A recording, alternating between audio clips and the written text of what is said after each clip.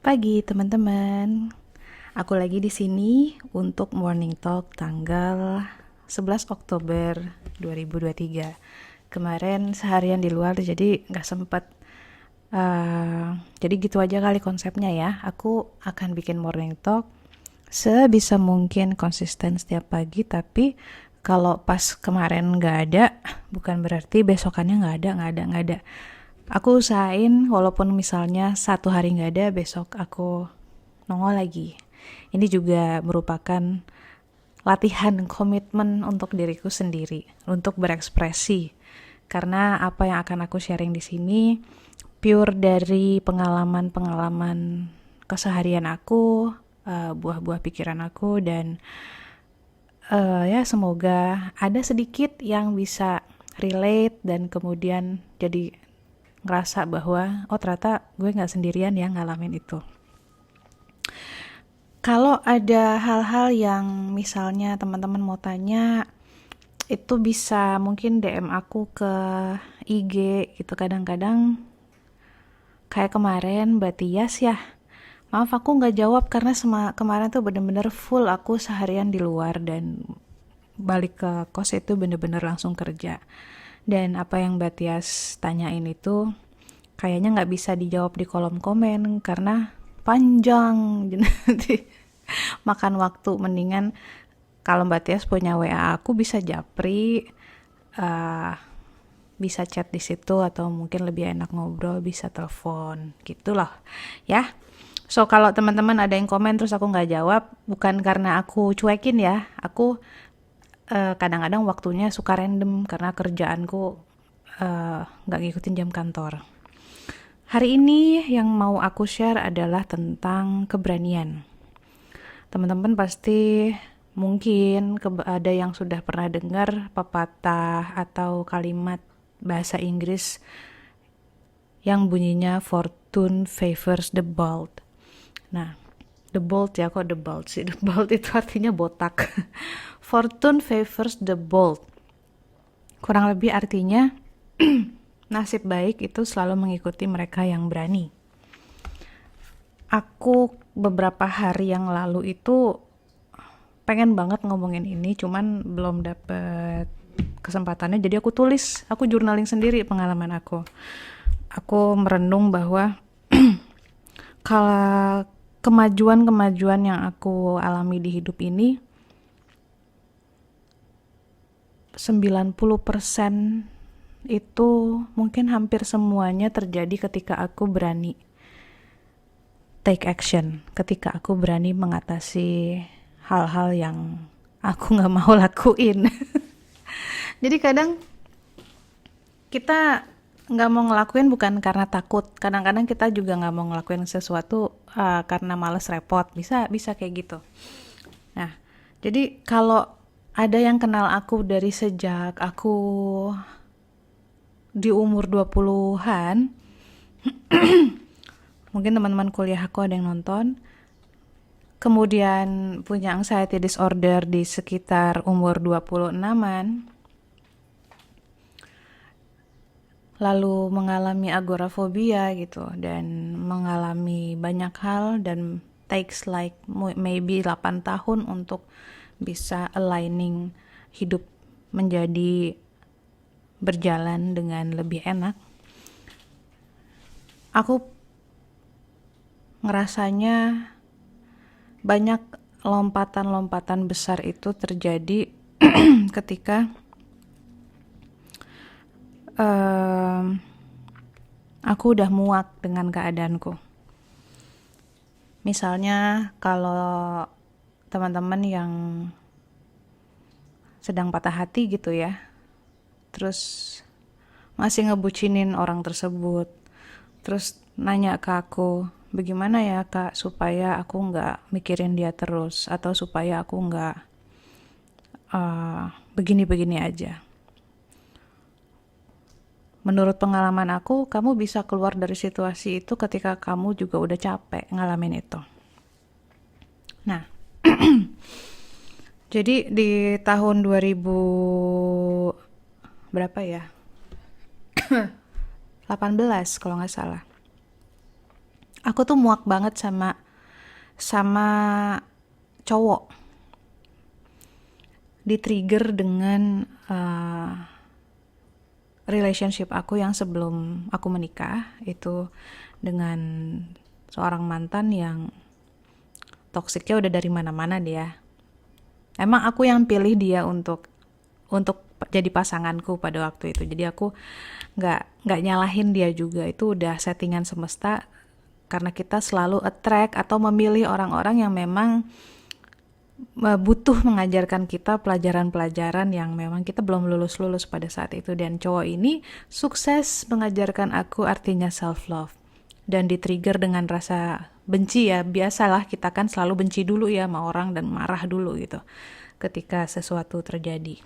Jadi pada saat itu cowok ini mempermasalahkan, jadi memang prinsip hidupnya udah beda. Dia tipe orang yang ingin cewek itu di bawah dia gitu kan, dari segi role, pengen cewek yang menurut, cewek yang jadi cewek lah dalam struktur rumah tangga orang timur gitu kan. Dan nanti pun kalau menikah dia ingin ceweknya di rumah mengerjakan pekerjaan rumah, laki-lakinya mencari nafkah. Tapi kan kenyataannya nggak gitu. Pada saat itu aku sudah menerjemahkan, sudah bekerja sebagai translator, walaupun masih project-projectnya tuh masih sedikit, tapi aku menghasilkan uang yang sebenarnya lebih besar dari dia. Cuman harga diri dia sebagai cowok itu kayaknya bikin dia nggak bisa berpikir dengan jernih. Jadi dia melihat pekerjaan aku sebagai sesuatu yang sia-sia. Padahal penghasilan aku bisa 2-3 kali lipat apa yang dia hasilkan dalam sebulan. Dan pekerjaan aku kan nggak cuman sih, maksudnya dari segi kenyamanan jauh lebih nyaman. Jadi pada suatu hari dia bilang begini, kasarnya kerjaan lo gitu doang gitu kan, kamu cuma dibayar segitu. Itu keluar dari mulut orang yang penghasilannya jauh di bawah ya. Jadi aku mikir kok dia ngomong gitu ya. Terus mulai menunjukkan ketidaksukaan sama kegiatan-kegiatan yang aku sukain gitu. Dan sifatnya tuh lebih apa ya, ketika dia gak suka, dia suka ngomongnya tuh merendahkan. Mulai tidak menghargai waktu. Ketika janjian, dia nggak bother gitu, atau nggak berpikir untuk kasih kepastian mau datang apa enggak gitu. Sedangkan aku orangnya itu mungkin terdidik dari kantor-kantor sebelumnya ya. Kalau udah kerja di kantor kita kan memang harus profesional dan mikirin orang lain yang juga terlibat sama pekerjaan kita. Jadi ketika ada orang janjian sama aku itu ngaret, sebenarnya itu sudah mengurangi banyak respect terhadap orang tersebut gitu. Nah, jadi di situ juga aku menilai kan bahwa dia nggak bisa kasih konfirmasi, janjian yang ngaret gitu. Jadi mungkin intinya juga dia juga udah sebel gitu sama gue, tapi itu cuman aku mulai kasih daftar bahwa oke, ini nggak oke gitu kan. Untuk orang seperti aku yang cenderung memperjuangkan suatu hubungan, aku butuh banyak bukti untuk melepas orang ini. Sampai titik paling trigger paling puncaknya adalah ketika dia nggak datang, terus nggak ngabarin, habis itu tahu-tahu nongol gitu. Jadi aku bukan orang yang kaku sebenarnya, tapi time really is precious buat aku. Waktu itu buat aku adalah hal yang sangat berharga. Jadi kamu sebenarnya nggak bisa tuh tahu-tahu nongol atau tahu-tahu ngebatalin, nggak ngabarin. Buat aku itu udah trespassing my value. Jadi teman-teman juga harus punya value yang nggak boleh nih orang lain menerobos itu, karena itu akan menjadi seleksi dengan siapa kamu bisa bergaul atau dengan siapa kamu bisa hidup gitu kan. Kalau orang-orang terdekat kita aja nggak mau menghormati itu, ya susah, berarti dia bukan orang yang tepat lah buat kita ya. Jadi ya begitulah. Jadi ribut, kemudian mulai nggak masuk akal. Di situ aku sampai mikir, kenapa ya gue bisa sama orang kayak begini gitu, yang dari mana-mana tuh bener-bener kayak dari dunia lain. Dia orang yang mindsetnya masih mindset orang zaman dulu banget, kemudian condescending, suka merendahkan cewek gitu kan. Kok gue bisa end up sama orang kayak gini, jadi aku udah oh no, itu deh, gue udah nggak mau lagi deh gitu kan. Nah di situ aku marah kan. Marahnya tuh udah sama Tuhan sekaligus gitu. Karena lo yang bener aja nih ngasih cowok ini ke gue gitu kan. Tapi rupanya kalau aku nggak digituin sama Tuhan, aku nggak digituin sama kehidupan, aku nggak akan sampai titik muak, nggak akan sampai titik dimana oke, gue nggak mau lagi ya gitu direndahin sama laki-laki gitu. I will step up. Jadi yang aku lakukan pada saat itu ya mulai dan karena niat ya, jadi bukan cuma nulis doang, aku sudah bulat di dalam, gue tidak akan menggantungkan hidup gue sama cowok, jadi gue harus kaya, gue harus mandiri, uh, karena aku sampai prepare untuk tidak menikah, karena aku nggak mau lagi berurusan sama manusia yang kayak gitu. Males banget ya Allah. Alhamdulillah sampai sekarang nggak pernah ketemu orang kayak gitu lagi, mau dalam bentuk teman ataupun kolega gitu. Nah, itu merupakan suatu keberanian sesungguhnya. Keberanian untuk memutuskan bahwa that's it gitu. Lu udah kebangetan perilaku lo gitu kan. Gue seneng punya pacar, tapi nggak begini-begini amat, ngerti kan? Kalau aku dulu suka bercandain mamaku gini, mamaku kan suka ini, suka nanya, kamu lagi dekat sama orang ya gitu atau apa. Jadi ya namanya juga ibu, dia kan paham ya kalau anaknya lagi patah hati atau lagi punya pacar gitu. Aku dulu pernah ngomong gini sama sama ibu aku, juga sama teman-teman deket aku gitu yang sefrekuensi. Bukan yang merendahkan laki-laki, bukan. Karena ada laki-laki juga yang sikapnya baik di hidup aku, tapi kalau aku lagi suka bercanda, aku suka bilang gini sama ibuku. Kan aku memanggil diriku kan Ria. Aku bilang gini, Mah, Ria itu jomblo itu udah biasa gitu. Yang Ria nggak biasa itu adalah nggak punya uang. Aku selalu bilang gitu. Dalam artian gini, aku mendingan nggak punya pacar daripada nggak punya uang. Karena bukannya aku matre, realistis aja. Segala macam hanya bisa diakses oleh uang. Termasuk psikis, perasaan berdaya, perasaan mampu, itu hanya bisa diakses oleh uang. Awalnya ya, awal-awal yang paling basic itu hanya bisa diakses oleh uang. Namun ketika kita sudah terpenuhi kebutuhan dasarnya, sudah mapan, sudah punya banyak knowledge itu pun juga nggak ada yang gratis, tapi kebanyakan kan sebagai manusia kita butuh pengakuan dalam bentuk sertifikasi gitu. Nah, itu pun tidak banyak yang gratis. Jadi ketika kebutuhan dasar itu nanti sudah terpenuhi, kita sudah pede sebagai manusia gitu kan, barulah kita mungkin bisa pelan-pelan menggunakan uang itu sebagai hal yang lain selain untuk memenuhi kebutuhan. Nah, jadi aku tuh nggak penting sebenarnya punya pasangan pada saat itu. Apalagi umur aku udah 30-an ya, aku udah mulai ngerasa bahwa I have no shit lah untuk kasmaran-kasmaran gak jelas gitu kan.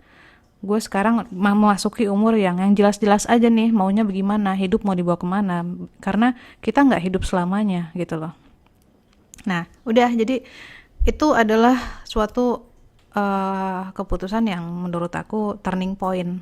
Abis itu barulah hidup mendatangkan aku Asril gitu kan. Dan semakin aku banyakin self love, itu juga salah satu self love ya, berani melepaskan toxic relationship.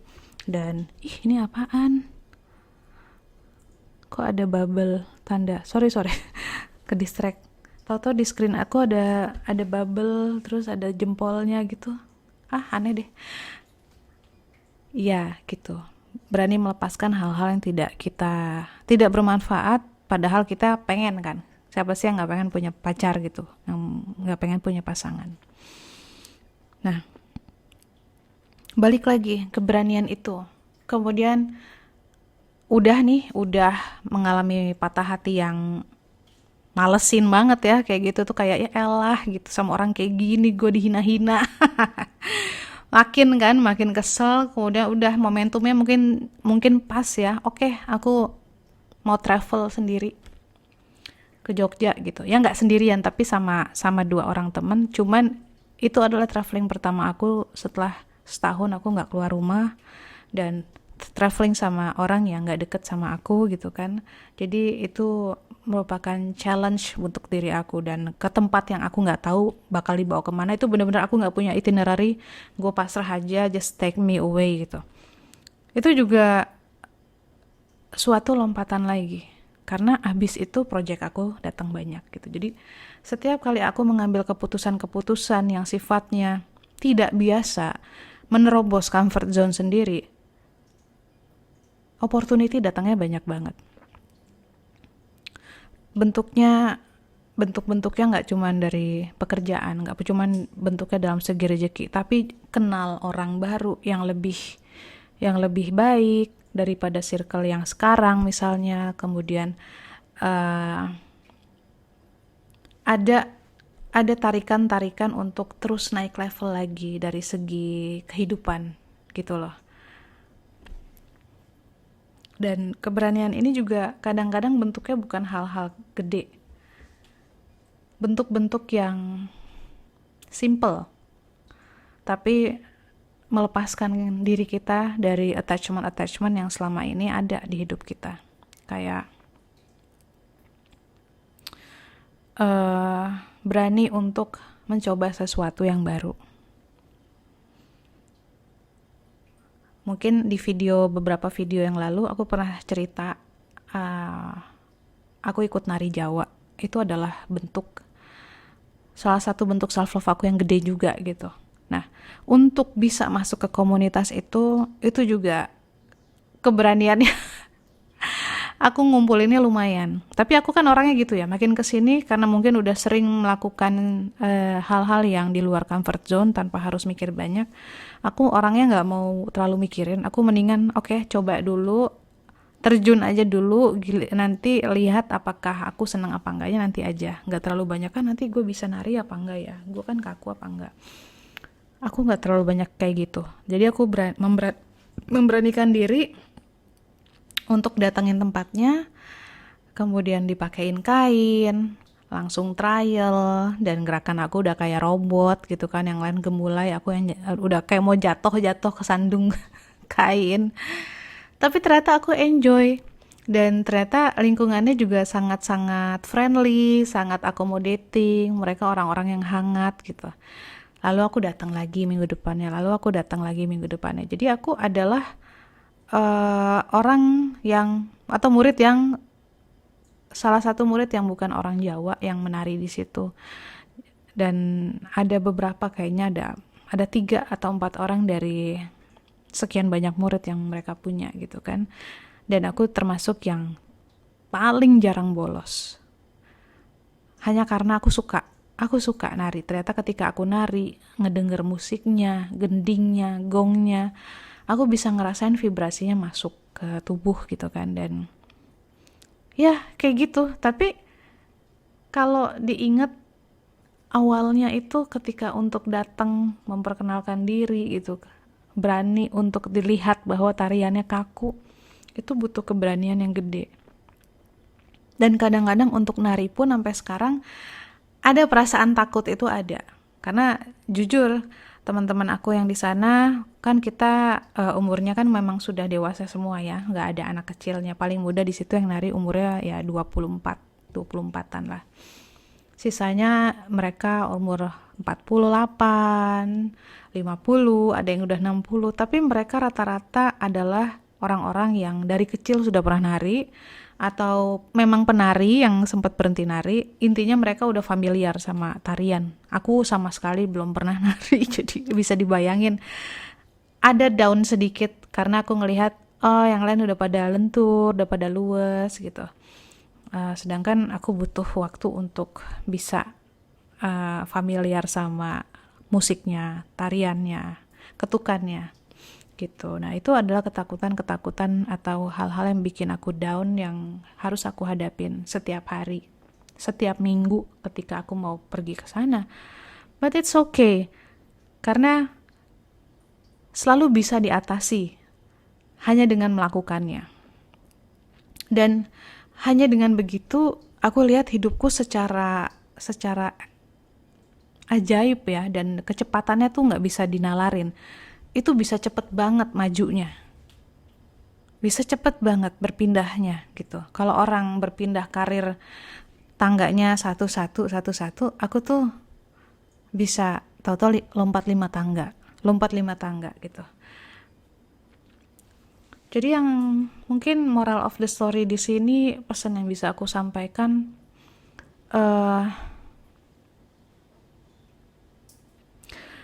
kalau ada hal yang teman-teman tunda untuk teman-teman lakukan, mungkin karena perasaan males atau mungkin takut, tapi itu terus kebayang gitu ya, kayak misalnya ke dokter gigi deh. Kita tahu nih kita harus ke dokter gigi, tapi kita males banget. Kita aduh nanti takut, aduh nanti deg-degan gitu. Aku saranin lakukan. Itu juga adalah sebuah laku spiritual. Melakukan hal-hal yang kita enggan lakukan karena takut. Sebenarnya itu ngajarin kita untuk growing lagi, untuk berekspansi. Dan nanti teman-teman rasain sendiri dari hal-hal kecil seperti itu. Takut ke dokter, takut medical check up, takut menabung, nanti takut uangnya kurang, misalnya gitu. Atau sebaliknya, takut membelanjakan uang, takut uangnya kurang. Ada loh orang yang begitu, tapi akhirnya dia building up scarcity, mental kekurangan. Nah itu dibantunya dengan belajar untuk spending, menghargai uang dengan cara membelanjakan. Apalagi ya, ketakutan kita. Kalau aku itu yang kayak kemarin ya, aku takut nyetir sendiri. Ya aku lakuin, aku nyetir sendiri. Dan ternyata happy gitu.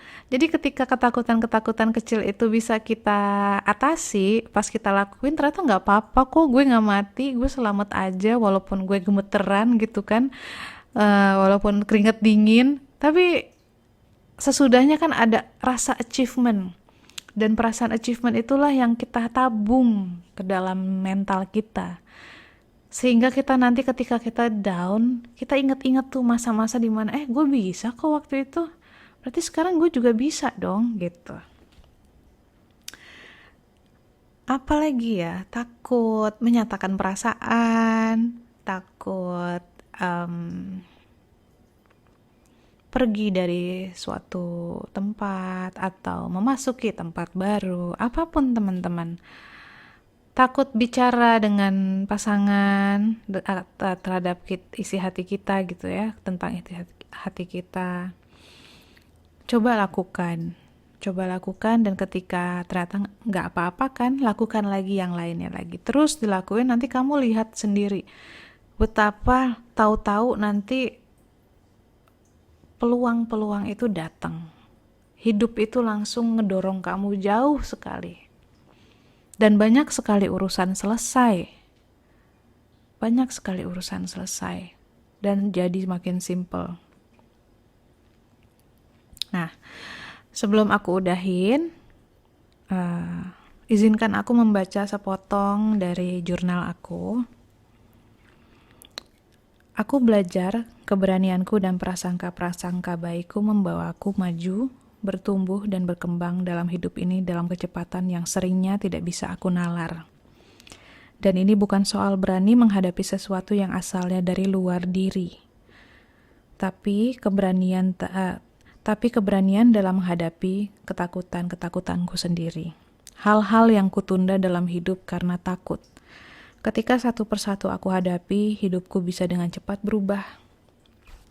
Seakan-akan semua pintu terbuka untukku. Banyak kebetulan-kebetulan indah secara ajaib terjadi. Banyak berkat berdatangan.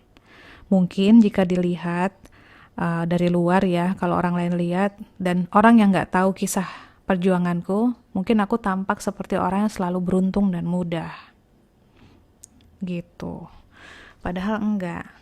Bukan karena aku selalu beruntung dan mudah, tapi karena akhirnya aku belajar, aku hanya bisa maju kalau ketakutan itu aku hadapi. Apa aja, termasuk takut naik pesawat, takut traveling ke luar negeri, ya pasti ada ketakutannya kan, namanya tempat baru. Takut bikin video kayak gini, jangan salah loh.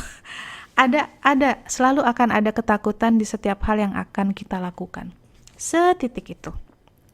Tapi yang setitik ini kalau dibiarin aja, kalau ditunda-tunda nih, nanti akan makin besar, ketakutannya akan makin besar. Setiap aku bikin video, selalu akan ada keraguan, minimal aku ngerasa apakah topiknya akan menarik, apakah bermanfaat, emangnya ada yang nonton tuh. Ada aja pikiran-pikiran yang seperti itu. Lo sotoy banget sih ngomong ke orang-orang tentang beginian, emang lo siapa? Ada lo teman-teman pikiran kayak gitu di aku. Cuman balik lagi, aku cuma berpikir, aku kalau udah kayak gitu, aku balikin ke diri aku. Who am I doing this for sih? Buat siapa sih emang gue ngelakuin ini? Buat diri gue gitu. Aku ngelakuin ini buat diriku. Untuk apa? Untuk self-expression. Kalau ada yang terbantu, ya syukur, alhamdulillah. Kalau nggak ada yang terbantu juga nggak apa-apa. Karena pada akhirnya kan aku bisa mengekspresikan diri aja. Itu penting buat kewarasan jiwa gitu untuk berekspresi. Mungkin ada teman-teman yang berekspresinya lewat karya-karya yang lain, nulis mungkin, atau menjahit, atau melukis, atau memasak. Nah, salah satu channel aku untuk berekspresi adalah dengan sharing seperti ini. Ya. Boleh teman-teman komen ketakutan-ketakutan apa yang teman-teman sudah berhasil hadapi. Sekecil apapun itu sangat berarti di mata semesta. Bahkan bagiku itu luar biasa ya, karena aku ngerti rasanya takut. Gitu. Thank you for watching. Sehat selalu, semoga hari ini berjalan lancar. Dadah.